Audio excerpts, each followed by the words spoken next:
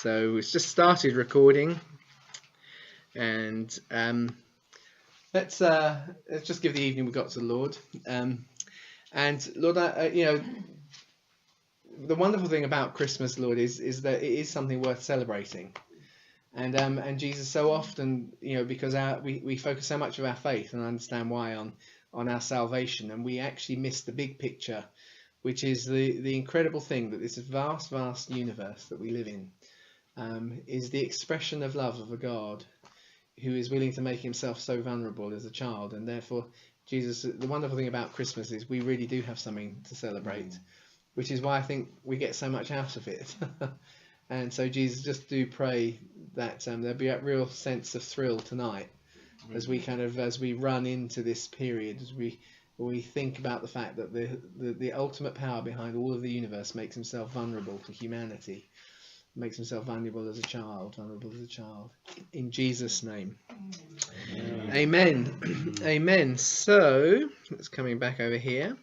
So we're looking at the Magi and the Star. We're going to start part 1 tonight, because we do 2. I'm just calling it Anno Domini, the year of our Lord. And I just wanted to kind of review through. We've started to look at the timings and the history of the coming of Jesus, the birth of Jesus, and we touched on it, of course, last week with the shepherds. So Jesus, in terms of what we've taught, he's actually been born now, but we haven't worked out when. So tonight we're going to have a look at the when, and we're going to review some things around the date, because it's interesting. Well, I think it's interesting. And then after the break, we're going to actually kind of follow the story of the Magi a little bit more detail. So let's go on. Right. So yeah, we saw last week, this is a kind of quick recap, that Jesus' birth happens during the registration that is there to swear allegiance to Caesar and to Herod. Well, can everyone hear that echo coming from the television? Okay, I won't worry about it. There's a mute. Let me try and mute this. We'll get it all on the video. Let's do the mute. Or let's turn it right down, then it won't come through.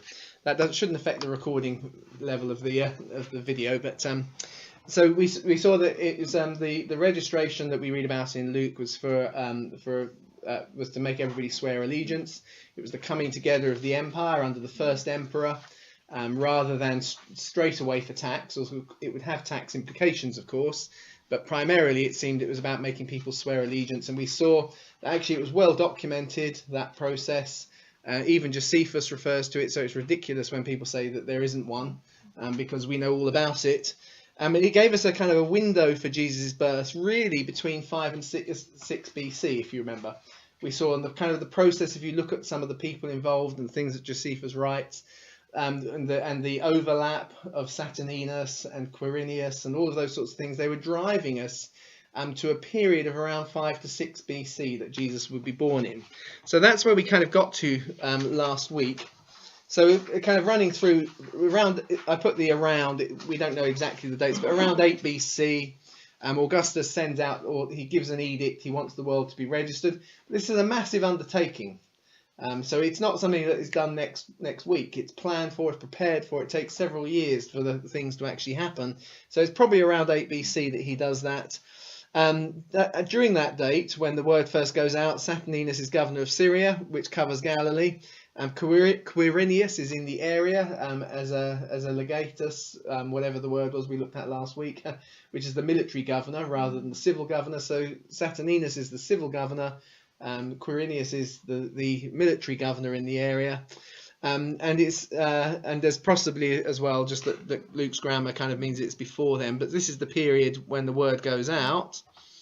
Around 7 BC, there's evidence of scribes being registered, and we had the story, which also brings kind of Herod's character into view for next week, which is where Herod's one of his sons by his second wife, I think it was, makes a joke, or two of them make a joke about the fact that some of his multiple other sons ought to become village scribes because they can all read and write, so that's a useful job for them. So we have all of those things going on.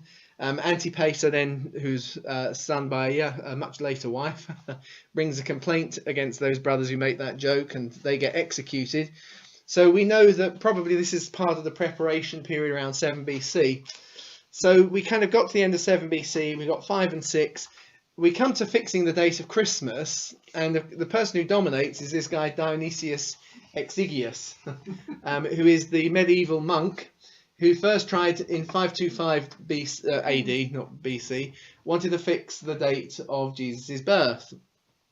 So he made the date December the 25th, which meant very kind of usefully, if I can put it that way, conveniently somewhat, it means that Jesus is circumcised on the 1st of January for 1 AD, if that makes sense. And that was the day that he saw Jesus as being circumcised. Almost everybody now recognise he miscalculates the date of Herod's death, and so therefore he's got the year wrong as well. So that's kind of universally understood. But he's given the date, December the 25th. And the question is, where does that come from? Well, that's quite late. It's 500 years or so after Jesus is born, over 500 years after. Where does he get December the 25th from? Well, I think I've gone through 2 slides there. Yeah. So here we go. There's a 4th century tradition. So 4th century, and he's now writing in the 6th century. So you can see he kind of, it seems to him quite old now. It's been around for a while. That says, therefore our Lord was conceived on the 8th of calends of April in the month of March. I'm not quite sure how that works, the 8th of calends of April, but it's obviously something that follows on from April. So it's on March the 25th, in other words, which is the day of the passion of the Lord and his conception. And on that day he was conceived, and on the same he suffered.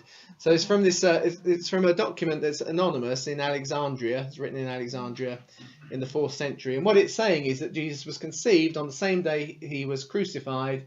And that date was the 25th of March. That's the way it's put it all together. So he's conceived in the womb. He comes out of the tomb all on the same day in the year. But actually, as time went on, that date became so significant in Jewish thinking that a whole load of other things were worked out as being happening on the same date. So Adam was created apparently on March the 25th. Cain slays Abel on the 25th of March. Melchizedek brings his offering of bread and wine to Abraham on the 25th of March. Abraham offers Isaac in sacrifice on that day. St. John the Baptist gets beheaded on March 25th. St. Peter gets delivered out of prison on March 25th. James gets beheaded by Herod, and Jesus Christ was crucified on that day. So it's a day of great reverence. That all comes from now the 13th century. It's a kind of Catholic legend. Just want to see how significant the date kind of grows in people's minds. But actually, even more interesting, I think, oh yeah, so here we go. I've listed them all there. So Jesus was crucified, but there is even more, because actually on March 25th in 3019 of the Third Age, Sam and Frodo got to Mount Doom and threw the ring of power into the crack of fire, causing the end of the Third Age. All happens on March the 25th. Quite a significant day, as you can see. No, that's actually because Tolkien chose the date because it was it had such a legendary status, if you know what I mean. So in his writing of the novel, he chooses a day with legendary status. But the trouble is, pretty much every one of those dates nowadays is known to be wrong. So it's just, in one sense, it's a legend. It goes back to the 6th century, quoting something from the 4th century. And so the question is, can we do any better?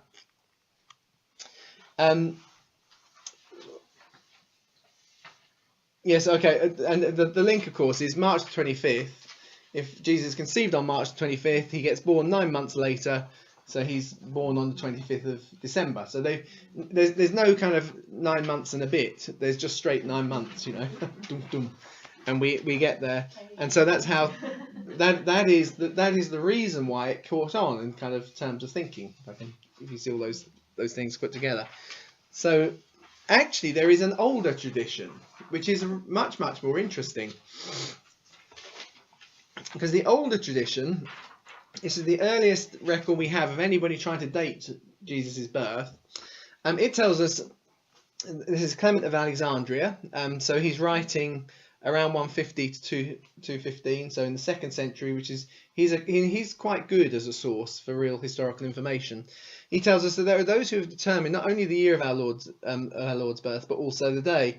They say it took place on August the 28th. Sorry, in the 28th year of Augustus, which actually is 1 AD. So again, you've got this kind of mix, which is probably where Dionysius Exiguus got his dates kind of a bit confused because the 28th year of Augustus. But here we've got the calendar. We've got the kind of the month now. On the 25th day of the Egyptian month, I've added those words, they're not there in the text. On the 25th day of Pacon, which actually turns out to be May the 20th in our calendar. And others say that he was born on the 24th or 25th of Parmuthi, which is April the 20th or April the 21st. So here we have the oldest record, and we have 3 possible dates, because he's not fully decided. But you can see how they kind of work together and how they perhaps lead something. First of all, the 25th is key, but we're using a different calendar. So it's kind of somehow someone perhaps remembered the 25th and they've moved it over into the wrong calendar. And the 24th or 25th, so it's either May the 20th or it's April the 20th or the 21st. That's the kind of the logic. So the earliest kind of posited dates of birth, and now this is interesting because we're suddenly beginning to fit a little bit more with the narrative. So if you remember, the flocks are on the hillside. If you remember last week, which probably means it's lambing season. The shepherds are watching the flocks. They're not just out on the hillside, but they're watching the flocks. Now, lambing season is about 3 months, so it lasts quite a while. But it's not in the middle of the winter or in the autumn. It's actually in the spring time. So suddenly these are dates in the springtime. They are part of lambing season. Does that make sense? So these records kind of fit a little bit better with the sort of the biblical narrative already. So and the thing that I did, which I've never seen done before, but I was thinking, well, when Dionysius did his date on the 25th, he was all excited about how it tied in with the conception date.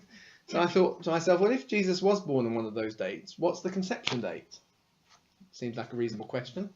Do you know what I mean? Mm-hmm. So using if we in modern thinking, we tend to think of I went and had a look it up. I looked it up, so I actually checked it out. Modern thinking, they use a rough estimate of 280 days now, which is 9 months and a week to 10 days. So that's the kind of the thinking. So they kind of use 280 as a nice round figure. So you take 280 days for the pregnancy, assuming Jesus is born on time, but of course there will be a little bit of flexibility because babies never come exactly on the day. If he was born on one of those days, it gives us a kind of a date range for when Jesus was conceived, which goes from the 5th of Tammuz to the 17th of Av. Okay, I've just put, there's a shift of 11 days in the Jewish calendar between 7 and 6 BC. Now, although I'm jumping ahead of myself a little bit, so there's a lot of technical information to follow here, but it gets interesting. We haven't yet decided whether Jesus is born on 5 or 6, but I'm starting with 6. So in 6, if you're running backwards, so you go from these dates in 6 BC, go back into 7 BC. Remember, the Jewish calendar is a lunar calendar, and it shifts by about 11 days, except occasionally you stick in a leap month or a leap day. But actually, I actually went and checked all this out. So I've went and got a Jewish calendar that goes all the way back to BC and found these things. There's an 11-day shift. So you've got an extra 11 days to account for. So we can actually do all of those things, put them all in place. And it tells us that the 5th of Tammuz to the 17th of Av spans a special day in the Jewish calendar. Sorry, I didn't actually put them on here. That is, roughly speaking, the 17th of July through to about the 17th of, no, it's not quite, it's the something of July to the 17th of August, basically, is in our thinking. It actually covers a special day. It's a Jewish holiday, the Tu B'Av. Has anyone heard of that one? Because it's not a major one, that's why no one's ever heard of it. But it's really interesting because it has incredible significance considering it's not a major festival. Because here we go, this is from the Talmud, there is no greater festival for Israel than the 15th of Av, the Tu B'Av. Okay, that particular date is considered in the Talmud to be the greatest festival alongside Yom Kippur. So how does an almost unknown festival occupy the place of being the most important? And I'll show you, because actually it's still very current in modern Jewish thinking. And what's interesting, it's current in Jewish thinking because it's tied up to the Messiah. If the birth is in 6 BC, on any of these, or on any of the dates that have presented in the 2nd century by Clement of Alexandria, that means that Jesus would be conceived on, I haven't put the date in, he could have been conceived on the Tu B'Av, which is actually, we think of it as the celebration of the first day of the grape harvest, or the day of wood for the altar, when the wood for the altar is taken to the temple. So during the summer, grapes are being ripening, and wood is being collected, dead wood and so on, and a store is being made to supply the temple for the whole of the year with wood for burnt offerings. And on the 1st of Tav, all of the wood gets carried up to the temple, and the grapes start being harvested. Symbolically, it's the first day, because obviously you have to look and see their ripeness. And despite it being a minor festival, the Talmud considers it to be the happiest holiday because, and it has a load of things it associates with the day. So on this day, this is a direct quote, the daughters of Jerusalem would go out and they'd dance in the vineyards and they'd say, young men, rise your eyes and see and select for yourself. Well, don't worry, I'm not going to say all of these are significant. I just want to tell you the story. So basically, today in the modern Jewish calendar, the 15th of Av is actually the Jewish equivalent of Valentine's Day, and that goes right the way back to before Jesus is born. Where it's kind of where the young girls go out and dance around in the fields as the men are about to go out and harvest the grapes, and it's kind of all about courting and spotting each other, if you see what I mean. So that's just one of the reasons why it's a happy day. So now, of course, Mary is already betrothed, so this is not relevant to her. She didn't go out on the 15th and meet Joseph for that year, because presumably, she's already betrothed at the time the Gospels start. But also, perhaps a little bit more significant, it's considered in the Jewish rabbinic writings as being the passing of the generation that comes out of Egypt, who are not deemed worthy to get into the Promised Land. And so the final one of them dies on the 9th of Av, and on the 15th they're declared that they can go into the Promised Land. So it becomes, if you like, the passing of the old and the coming of the new. Now that's suddenly sounding a little bit more significant, isn't it? That part of the celebration is the passing of the old that couldn't make it into the Promised Land, and the emergent. Now they haven't gone into the Promised Land yet, but they are the ones who are going to go, and they are now kind of being declared in that way. It's also the lifting of the restriction on intertribal marriage. So while the children of Israel are passing through the wilderness, they're not allowed to intermarry the tribes tribally, but you have some and it's to do with not wanting to lose inheritance and so on, and that is kind of lifted, which is why there's a number of kind of things to do with marriage and so on, which is probably why the young girls in Jesus's day go out and dance around in the fields in the vineyards while the men are picking grapes, you see. So that's one of the things. There are some other stuff. The real one I want to get down to at the bottom. So the ones I think are interesting is the passing of the wilderness generation. Benjamin gets readmitted to the nation after the concubine incident. If you remember, she gets killed and the man cuts up the body and sends it out, and they all go to war against Benjamin. So Benjamin, as a tribe, gets forgiven on this day and come back in. Actually, a guy, Hosea, removes the roadblocks from the temple to the north. So the roads to Jerusalem have been blockaded from the northern kingdom, so that the Israelites in the north couldn't worship at the temple, and that was also that blockage was raised on the 15th of Av. And there's an incident in the intertestamental period as well, which is kind of they saw as a kind of again, all of the events kind of are a turning around from bad into something better. They've all got that to them. But then in particular, the breaking of the axe and the bearing of wood, which I've highlighted because I'm going to show you again, it's got interesting significance. More so than it sounds like when you first think about it. So Josephus calls the Tu B'Av the feast of xylophory, which means wood bearing. Okay. And the feast marked the end of the wood collection for temple sacrifices and for the coming year. But that festival, that feast, is actually referenced in the last words spoken chronologically in the Old Testament.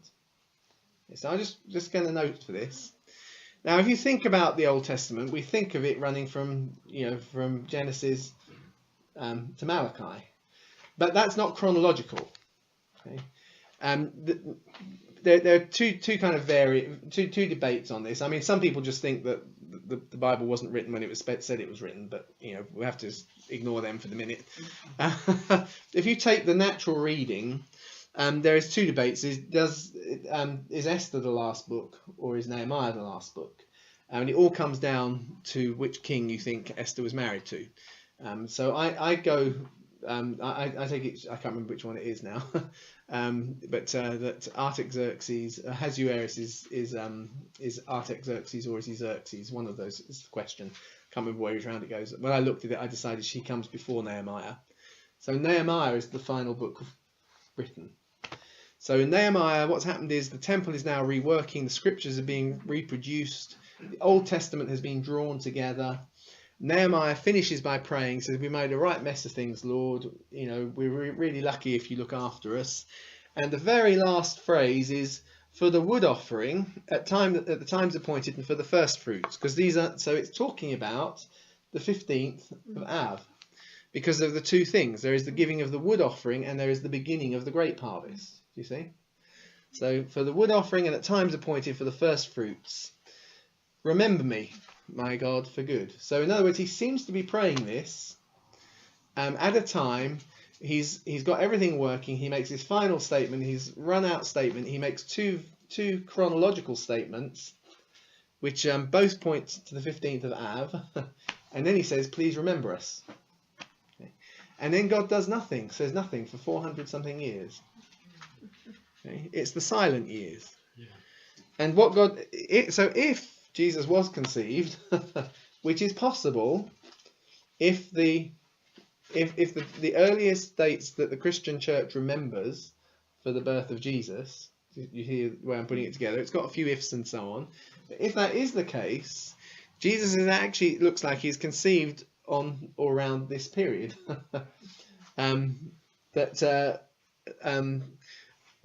Which Nehemiah asks God to remember them on that date, 400 and something years before, which marks the date that God declares that the generation is now free to enter the promised land.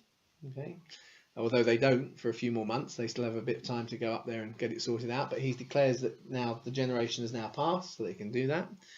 And then, as I say, and then is the date where we have the breaking of the axe is actually a ceremony that is used to mark the day of the wood being completed. So the wood offering now goes up. So the breaking of the axe we read about in the Talmud. So once the wood for sacrifice has been collected, the axes used were ceremonially broken. You think, well, why would they do that? Why don't you just keep them for next year? Which makes sense. And here's the logic in the Talmud. So it says, "I was created," I'm not sure where the logic for this is, but this is what it says. "I was created to shorten the life of man." I think probably because you stab people with a sword. Okay. Whereas the altar was created to lengthen the life of man. So it's not fitting that which shortens should be lifted upon that which lengthens. So there's a kind of a sense of almost embarrassment that we're using a blade and an edge, which is often used for killing, and is even and the wood is going to go, which is actually about releasing life to them. So that makes sense. And so as a kind of a final thing is we had to do it, so now we break them. So we break the axes, presumably melt them down as well. It was a symbolic prayer for the breaking of the curse, and it becomes for the coming of the Messiah, because actually the Messiah is the one that ultimately is going to bring life. And so I've actually I found this on a modern Jewish website. It's a modern Jewish website looking for a Jewish Messiah, not looking for Jesus, just and talking about the importance of Tu B'Av. And it says this, but the date is already fixed. So this is when the Messiah is coming. So this is modern Jewish thinking, who aren't, because you won't find this in any kind of Christian commentaries. They don't worry. They don't think this is a Christian date, if you see what I mean. And he says, but the date's already fixed in our calendars as the greatest 15th of them all. And what he means by that is that all of the festivals happen on the 15th of the month because it's the full moon, you see. So the full moon is the kind of the apex of the month. That's when all the festivals happen. Unless they're obviously to do with the whole new year or whatever. But it's the greatest 15th of them all. And with it, the imminent coming of the Messiah, the true import of the day of the breaking of the axe, which we've just seen, is this date, shall come to glorious light on the 15th of Av, will truly be revealed as our greatest festival. So here is a modern site, not a rabbinic, not a messianic Jewish site, standard Jewish site, looking for their Messiah, that's claiming that we already know what date he's coming on. It will be the 15th of Av. Okay, so that's not normal. This is not a normal interpretation. As I say, that was actually worked out today. Because last week when we were here, I thought to myself, I really ought to go and have a look at what was happening around the time when Jesus was conceived, seeing as I put these dates up. If these are, and I do put the big if, but this is the best experience, and we're going to see in the next, after the break, we're going to see from an astronomy point of view that actually they are confirmed. Okay, that there is a strong astronomical case for these dates, because remember we've got the star to think about, which is part of this evening. So let me keep going. What have I got here? Because I think. So actually, what would the 15th of Av equate to? Sorry, I think in 7, because it varies, each year. So in 7 BC, if Jesus was born in 6 BC, which we're going to look at next, I was saying it would have been the 7th. I think it's the 17th of August. I've got on my rough paper. I have all these dates written down, but what I should do is again put them in, so you've got the English dates as well. So I will. I'll need to go and do that. But I think it was, from memory, I think it was the 17th of August. So we come to Matthew now, because Matthew, of course, introduces the Magi for us. So Matthew 2, so behold the star which had been seen in the east. That little phrase, in the east, is ente Anatole, which doesn't mean east like we think of east. It actually means at his rising. So the star which we'd seen at its rising went before. The Greek word there is proegen. And then it stood over, which is histe apano, where the child was. Now, I've highlighted the Greek because what's interesting is that actually these phrases, it turns out, are all astrologers' terms. So in Jesus' day, astrologers and astronomers are the same thing. They're watching the stars. But in contemporary astrology, all three of those phrases that Matthew uses are actually used by those who watch the stars. And we've forgotten this for so many millennia that we've kind of... well, actually, it's not totally true. I can tell you the story. The story is that the Christian church made some assumptions about astrology, which were based on a much, much later period. And they looked at it. They came up with some stuff that's a little bit wacky. And some people really liked it, and others thought, no, it's a bit off. And so that it got ignored, and then it all got lost, if that makes sense. But actually, over the last 20-something years, in terms of documentary kind of research, a number of older astronomical papers have been analysed and studied and looked at and so on. And so actually, we are able now to paint a picture much more accurately of what it was that astrologers believed in Jesus' day. Now, that isn't normally a Christian question, but it does have implications here, because the Magi are astrologers.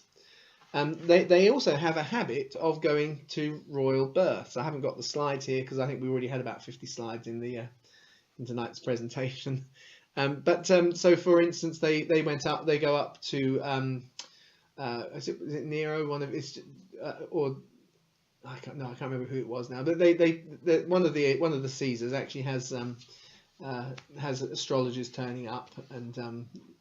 Or when their child is born, if you see what I mean. So it's something that we know about from secular history that they are looking for, because that's one of the key things you can see by studying the stars as they believe it.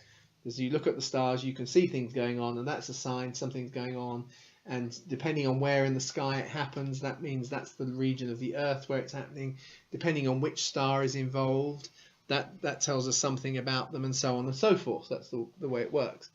So ente Anatole, literally, which means at his rising, simply means in the east. We translate it as in the east. At his rising is because the sun rises in the east, but so do the wandering stars, which we call the planets. Okay.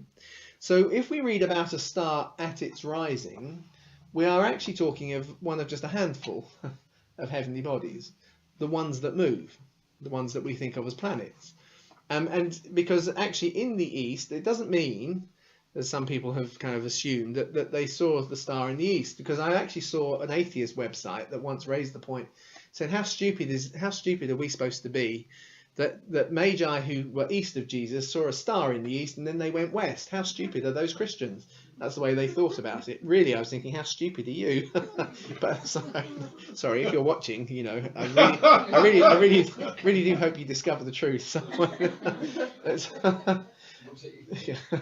it's not that the star stuck in the east and then they went west. It's that the star is a star that rises. So we saw the star at its rising means something very different.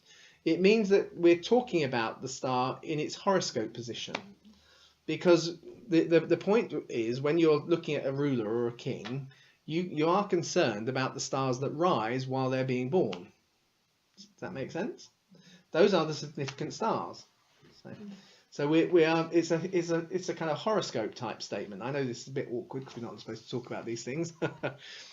Progen is in astrological circles. It meant when a planet's movement was in the same direction as the rest of the sky moves. Now that's an odd thing, because normally each night the stars rotate a little bit, so they're slowly moving, and then the wandering stars come and they zoom around the sky. You know, the planets. The planets move quite fast.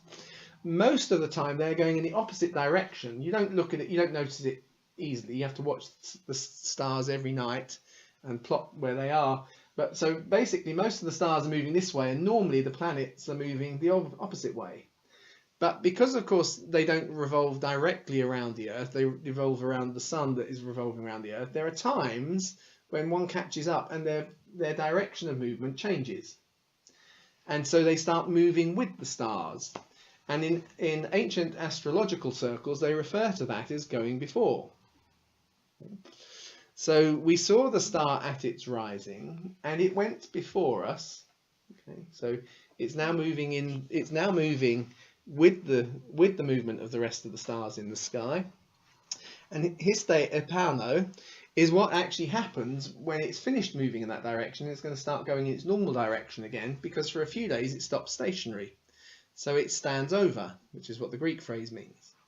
So if you can imagine that as we rotate around the sun, there's a point where as the Earth kind of catches up and goes past, the directions for a few days it's stationary, and then it starts moving with the rest of the stars. It comes to the end of a period when it's been moving in that direction, it stands stationary for a few days, and then it starts going back in its normal direction. Does that make sense? And that happens every year with each of the planets because of the way we move around the sun. So we've actually got here in one verse, we have a description from Matthew that tells us an awful lot. It tells us something about what's going on in the stars and the planets at the time of Jesus' birth, or at least that was close enough to Jesus' birth that the Magi felt they needed to go and look for something. Okay. Because the truth of the matter is they don't get there the day after Jesus is born. They get there quite a long time after, as we're going to see. They get there a long time after. But something has happened that they have noted and they want to go and investigate. So when they do eventually find Jesus, the fit doesn't have to be 100% precise, because actually the world chronologically doesn't work that way in the ancient world. It just needs to be roughly right. Does that make sense? So anyway, let's keep going. And so in modern astronomical terms, the way we would describe this is the planet or the comet, because actually a comet can also appear it can rise, and it can also go against the flow of the backdrop of stars. So we need to put as a planet or a comet, which we saw at its helical rising. So in the east is used. Sorry, I didn't explain that very specifically. When a planet rises before the sun. So you actually see it rising kind of with, so before the sun rises in the morning, sometimes we call it a morning star. So, Venus. Venus will often be a morning star, and so on. You often come and see it, yeah. Venus is up first. Is up first, exactly. So that little phrase "at its rising" seems to be used in astrological terms for meaning that the star was a morning star. So we saw that planet or the comet when it was a morning star. It was in the night. It was in the morning sky just before the sun. Okay? And it went retrograde. That's what we could refer to when the direction reverses, as opposed to proagen, which is the ancient word. We saw it went retrograde, and then it stood stationary in the sky where the child was. So as they arrived there, at some point, this same star that first triggered them to come is currently stationary. Does that make sense? And all of those things are things we can actually look for. They are all dates. We can go and say, when does this happen? So we're going to get onto that, but we're going to have our tea break shortly. Just having a look. So we've done the first half quite nice and quickly. Actually, I'm quite pleased. We've got a lot of slides, but we're doing them fast. So what's happening is because actually there's an awful lot going on in the sky in 6 to 5 BC. So I've ruled out, when we're looking at, there's a famous planetary conjunction in Jupiter and Saturn in 7 BC, which results in a really bright star. It was being proposed as Jesus, there you go, look at that fancy word, natal harbinger. You like that? Being proposed as Jesus' natal harbinger since the 8th century. Actually, a natal harbinger sounds like something you ought to get at Christmas, doesn't it? To me, it sounds like a cake with a lot of alcohol in it. I'll just have one of your crusty natal harbingers, please. So we're ruling that one out, although that one's been around for a long time, because it's just a little bit too early, in my mind. But in the mix, there's actually a triple conjunction of Mars, Jupiter and Saturn in February of 6 BC. Okay. There's an extremely auspicious regal divine horoscope in 6 BC. I put a little asterisk by there. This particular one, I'll highlight it now as we come to it. I've now been teaching this since the 90s, because I picked up the book when it first came out, when the guy who did it, guy who proposed it is not a Christian. He was a retired astronomer who collected coins and who understood that often coins they have astronomical events on them, and he became aware that the coins he had told him that there was obviously something significant going on, but he'd never read about it, so he went and started to research it and so on. It's a fascinating story. But last year when I was doing this, and I shared this afterwards, one of the people who's here, a few days later, he sent me an article about a formal theological conference which is on this theory. And so suddenly, although it's not hit the mainstream yet, in major theological circles, this is now seen as actually a very strong contender for the event, if that makes sense. Those who don't think it's a strong contender are the ones who don't think that there was a star in the first place. Okay. So if you believe there was a star, what they're now saying is this makes the most sense. If you think it was just a story that Matthew made up to kind of make Jesus seem important, then of course you feel like, well, it's just a wild goose chase. You're just looking for something and fitting it to the facts. Does that make sense? So in saying this, although it's not necessarily in popular books yet, it was a global conference of theologians that met together looking at this, and they've kind of think it fits historically. So it's kind of quite encouraging, because I felt it about. So I'm just bragging now. But I heard about it, and I actually went and chased the book down back in the 90s, and so on. But there's also a comet in 5 BC, which before this one I thought was the best contender, the comet in 5 BC. But what's really interesting is I think the things actually flow together. We'll see as we tell the story in the next half of the Magi coming, because they're all things that Magi would notice. So in fact, they would have noticed the conjunction in 7 BC. That was probably quite exciting. They would notice the conjunction, which is a triple conjunction. That's even more impressive than the double conjunction. In 6 BC, they would have noticed the divine horoscope in 6 BC, and they would have also noticed the comet in 5 BC. And I think actually the comet does play a part in Jesus' story, but we'll get onto that. So we'll take a break, have some cups of tea and so on, and then we'll come back and we'll look at, there we go, the star or natal attraction, as we're now calling next section. Okay. So let's stop recording this.